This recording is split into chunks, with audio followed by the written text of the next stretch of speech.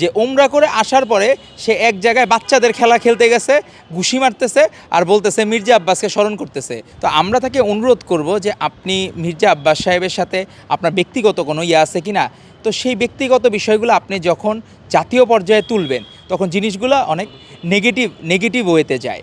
কারণ আপনি যখন বলবেন আব্বাস সাহেব, আপনি যদি খারাপের কোনো প্রমাণ থাকে, আব্বাস সাহেব একটা খারাপ কাজ করছে, আপনি প্রমাণ দেখান, ডকুমেন্টস দেখান। আপনি শুধুমাত্র একটা মিথ্যা কথাকে 100 বার বলতেছেন। তো এই মিথ্যা কথা বাংলাদেশের মানুষ ভালোভাবে নিচ্ছে না। আর আপনারা পারস্পরিক শ্রদ্ধাবোধের জায়গা, আমরা তো আপনাকে নিয়ে একটাও নেগেটিভ কথা বলতেছি না। আপনি নিজেই যদি নিজের অবস্থান মমতাজ হিরো আলমদের কাতারে নিয়ে যান, তো সেই জায়গায় তো আমাদের কিছু করার নাই। মানুষজন ওমরায় যে আল্লাহ খোদার নাম নেয় আর আপনি নেন মির্জা আব্বাসের নাম। মানুষজন হইলো বাচ্চাদের খেলায় যে সে নাম নেয়, শয়তানের নাম নেয়, খারাপ মানুষের নাম নেয়। আপনি নিচ্ছেন হচ্ছে আপনার প্রতিদ্বন্দ্বী, আমরা রাজনৈতিক প্রতিদ্বন্দ্বী। তো আপনি হেরে, মানুষজন হেরে যে পাগল হয়ে যেতে পারে, যে রাজনীতিতে হেরে, রাজনীতি হারা মানে তো জীবন শেষ না।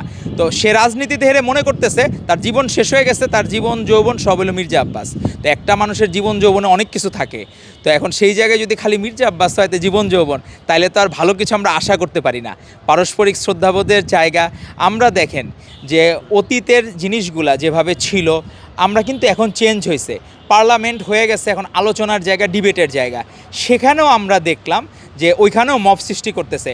আমরা দেখলাম যে হান্নান মাসুদ, তারপরে দেখলাম যে বাকি হাসনাত আবদুল্লাহ, এরা বাকিদের জুলাই যোদ্ধাদেরকে ইন্টেনশনালি বলতেছে আপনারা মব করেন, আপনারা রাস্তায় নামেন না কেন। তো তাদের কাজ কি খালি রাস্তায় নামা, গুলি খাওয়া, নিজের রক্তে রাজপথ রাঙানো, আর আপনারা সব সুবিধাভোগী হবেন। মানুষের তো ঠেকা পড়ছে যে আপনাদেরকে পার্লামেন্টে না আপনাদের মন্ত্রী বানানো, ভবিষ্যতে আপনার যে কোনো জায়গায় আপনাদের স্বপ্ন পূরণ করবে, আর জীবন দিবে হচ্ছে সাধারণ লোকেরা। তো এরকম কিন্তু শেখ মুজিব, শেখ হাসিনাও এরকম ছিল। তারা মানুষকে, তাদের নেতাকর্মীদের সব বিপদে ফেলায় রেখে চলে গেছে। তো আপনারাও সেই একই রকম জুলাই যোদ্ধাদেরকে বিপদে রেখে আপনার পার্লামেন্টে যে আপনারা নিজেরা সুবিধাভোগী হচ্ছেন। লাভ হয়েছে কার? আমাদের যে ছাত্রদল নেতারা এখনও হকারি করে খায়। আমাদের ছাত্রদল নেতারা অনেক সময় যে তারা 24-এর গণ অভ্যুত্থানে ভূমিকা রেখেছে, সে মনে করেছে রাষ্ট্রের প্রতি তার যে দায়িত্ব ছিল সেই দায়িত্ব সে পালন করে সে আবার ঘরে ফিরে গেছে। হকারি আপনি দেখবেন অনেক সময় ভাইরাল হয় যে ছাত্রদল নেতা 24-এর গণ অভ্যুত্থানে বিরোচিত ভূমিকা রাখা নেতা, সে এখন হকারি করতেছে, নিজের শ্রমের জন্য সে সিএনজি চালাইতেছে, এরকম লোকও আছে। তো ছাত্রদল নেতারাও তাদের দল ক্ষমতায় এখনও সে সিএনজি চালায়, সে হকারি করে, এখনও সে টং দোকানে খায়। আর আপনারা তো এখন খাওয়ার অভ্যাস হয়ে গেছে 5 স্টার হোটেলে, আপনারা তো নিজের লেভেল নামাইতে পারতেছেন না। আর আপনারা এদেরকে বিক্রি করে জুলাই যোদ্ধাদের, আপনাদের সাথে কয়টা জুলাই যোদ্ধা আছে? আমরা দেখলাম এখানে কিছু মানুষজন দেখলাম রাজু ভাস্কর্যের সামনে বসে আছে।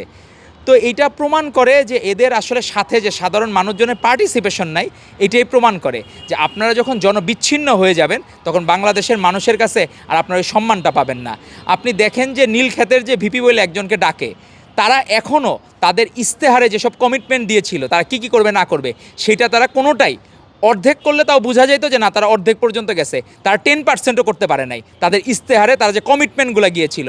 এখন আপনি যদি খ্যাপ মারতে যান নির্বাচনের সময় এই সারা বাংলাদেশে, এবং সবচেয়ে মজার বিষয় হলো যে সব জায়গায় এই নীলক্ষেতের ভিপি খ্যাপ মারতে গেছে সবগুলোতেই তার দল হারছে।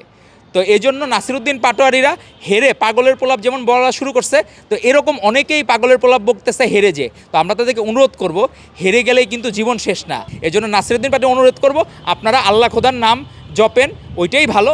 এত বেশি আব্বাস ভাইয়ের নাম জপেন না। কারণ হচ্ছে কি যে আল্লাহ তাআলা আপনাদেরকে উমরা করার সুযোগ দিয়েছে, আপনারা ভবিষ্যতে আপনারা হজে যাবেন, সে সময় হজে যায় আবার আব্বাস ভাইয়ের নাম নিয়েন না, আল্লাহ খোদার নাম নিয়েন, তাহলে হয়তো বেহেশতের পথ সুগম হবে।